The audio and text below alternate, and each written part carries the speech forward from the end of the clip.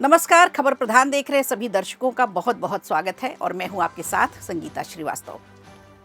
देखिए, इस समय तेजी से बदलती जियोपॉलिटिक्स की तमाम उतार चढ़ाव के बीच एक बात गौर करने वाली है कि 25 फरवरी 2026 को प्रधानमंत्री नरेंद्र मोदी का इजराइल की संसद नेसेट में संबोधन होता है, जिस पर दुनिया भर की निगाहें टिकी रही कि आखिर यहाँ से, इस मंच से प्रधानमंत्री नरेंद्र मोदी क्या संदेश देते हैं।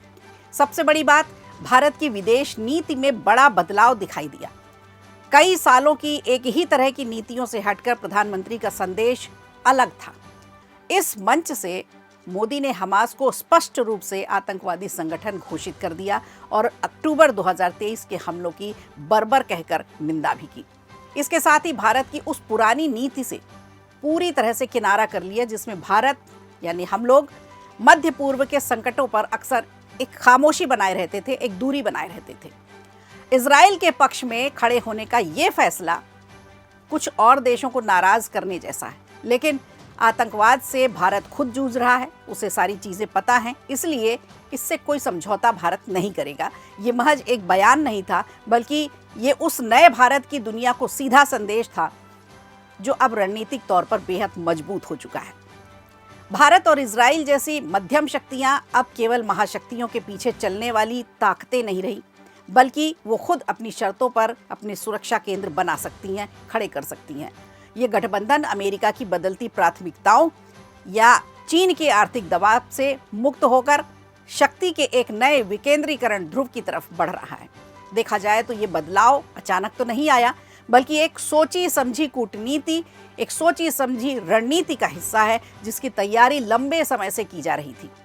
कुछ घटनाक्रम ऐसा दिखाते भी हैं।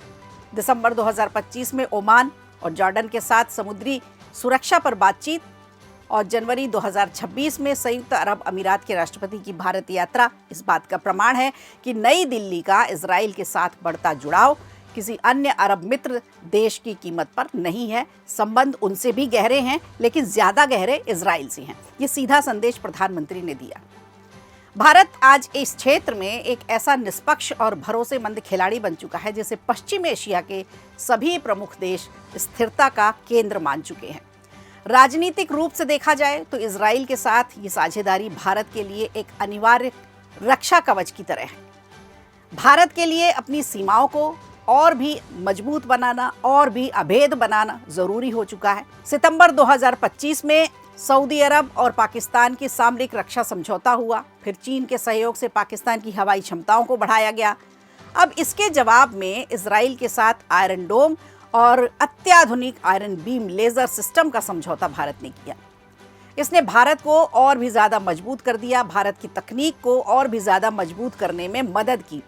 भारत की रक्षा पोर्टफोलियो में उन सब जरूरी हथियारों का जखीरा आ गया है जिसकी भारत को आज के दौर में सख्त जरूरत है। जितना भारत को इजराइल की जरूरत है, उतनी ही जरूरत इजराइल को भारत की भी है।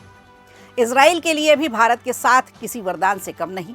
अमेरिकी नीतियों में आते जाते उतार चढ़ाव और यूरोपीय देशों में बढ़ती सख्ती के बीच इजराइल को एक ऐसे साथी की जरूरत थी जो स्थिर भी रहे और उसका एक बड़ा साझेदार भी बने, और भारत में आकर उसकी तलाश पूरी होती है, जो न केवल उसकी तकनीकी का कद्रदान भी है, बल्कि उसे विश्व स्तर पर अलग अलग होने से भी बचाता है। भारत का विशाल बाजार, जनसंख्या, आबादी इतनी ज़्यादा है कि यहाँ पर बहुत बड़ा बाजार है, और यहाँ की कार्यशैली की कुशलता, इसके अलावा कच्चे माल की भरपाई, ये सब कुछ भारत से मिलता है। इजराइल के नवाचारों को देखा जाए तो एक नई रफ्तार यहाँ से मिलती है। ये केवल हथियारों की खरीद फरोख्त नहीं, बल्कि मिसाइलों, ड्रोन और आर्टिफिशियल इंटेलिजेंस के सह उत्पादन का एक बहुत बड़ा मॉडल है, जो भारत को हाईटेक बनाता है, मैन्युफैक्चरिंग का वैश्विक केंद्र बनाने की क्षमता भी रखता है। भारत का ये बदला हुआ मिजाज वैश्विक व्यवस्था में एक नए गठन का संकेत देता है।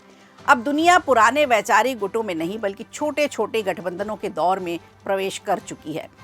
कई पश्चिमी एशियाई देशों का प्रधानमंत्री मोदी को अपना सर्वोच्च नागरिक सम्मान देना इस बात की पुष्टि करता है कि भारत अब एक मूक दर्शक नहीं है, बल्कि वो निर्णायक शक्ति बन चुका है, जो आने वाले दशकों में नया भूगोल लिखने की तैयारी कर रहा है। तो एक बड़ा संदेश प्रधानमंत्री ने इजराइल की धरती से दिया, जिसका इंतजार बहुत सारे लोग कर रहे थे, कई देश कर रहे थे। वीडियो अच्छा लगा हो तो लाइक कीजिए, शेयर कीजिए और कमेंट बॉक्स में हमें ज़रूर बताइए।